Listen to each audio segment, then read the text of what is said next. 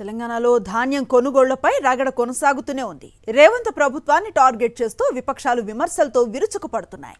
ప్రజాక్షేత్రంలోకి వెళ్లి ప్రభుత్వ చర్యలను ఎండగడుతున్నాయి. అటు కొనుగోలు కేంద్రాల వద్ద నిర్లక్ష్యం వహించిన అధికారులపై చర్యలు తీసుకున్నామని ప్రభుత్వం చెబుతోంది. కాంగ్రెస్ ప్రభుత్వ గ్యారంటీలు విపక్షాలకు బలమైన అస్త్రాలుగా మారుతున్నాయి.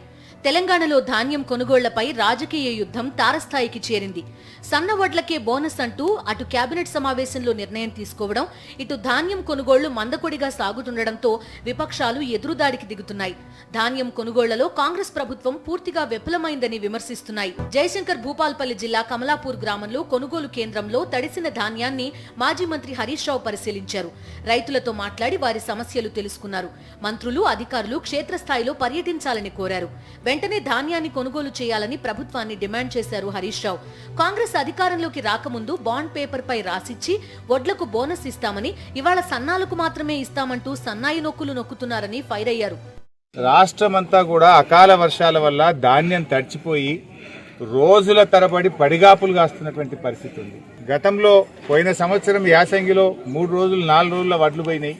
ఇలా 15 రోజులు 20 రోజులైనా వడ్లు పోతున్న పరిస్థితి లేదని చెప్పి రైతులు ఎంతో బాధపడతా ఉన్నారు. ప్రభుత్వం ఈరోజు హైదరాబాద్లో కూర్చొని జిల్లాకు ఒక ఆఫీసర్ని పెట్టినామని చెప్పడం కాదు. మీ అధికారులు కానీ మంత్రులు కానీ క్షేత్రస్థాయిలో పర్యటించండి. మీరు ఎందుకంటే గ్రామాలకు మీరు పోయే పరిస్థితి లేదు.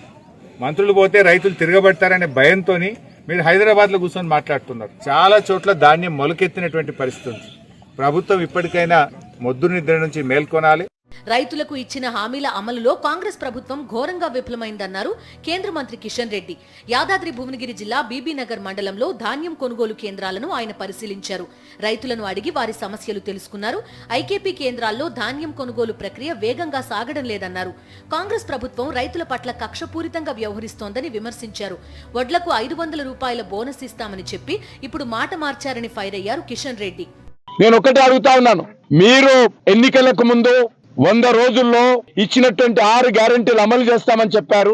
అందులో ఒక గ్యారెంటీ రైతులకు సంబంధించినటువంటి గ్యారెంటీ ఏమైపోయిందని అడుగుతా ఉన్నాను. రైతులకు మీరు ఇచ్చినటువంటి గ్యారెంటీ ఎక్కడ పోయింది? చెయ్యి గుర్తు కోటేసినందుకు మీరు రైతులకు చెయ్యి ఇస్తా ఉన్నారు.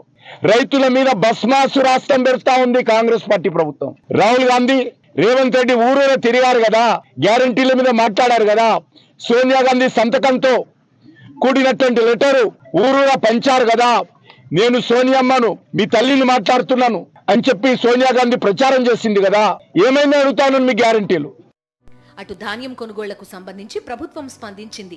రాష్ట్ర వ్యాప్తంగా ధాన్యం కొనుగోళ్లు సజావుగా జరుగుతున్నాయని సివిల్ సప్లైస్ కమిషనర్ చౌహాన్ తెలిపారు. పెద్ద సంఖ్యలో కొనుగోళ్లు జరిగినప్పుడు చిన్న చిన్న లోపాలు సహజమేనన్నారు. కొనుగోలు కేంద్రాల వద్ద నిర్లక్ష్యం వహించిన అధికారులపై చర్యలు తీసుకున్నామన్నారు. మొత్తంగా తడిసిన వడ్లను యుద్ధ ప్రాతిపదికన కొనాలని విపక్షాలు డిమాండ్ చేస్తున్నాయి. కొనుగోలు కేంద్రాల్లో రోజుల తరబడి వడ్లు కొనకపోవడంతో వర్షాలకు తడుస్తున్నాయని అటు రైతులు కూడా ఆందోళన వ్యక్తం చేస్తున్నారు.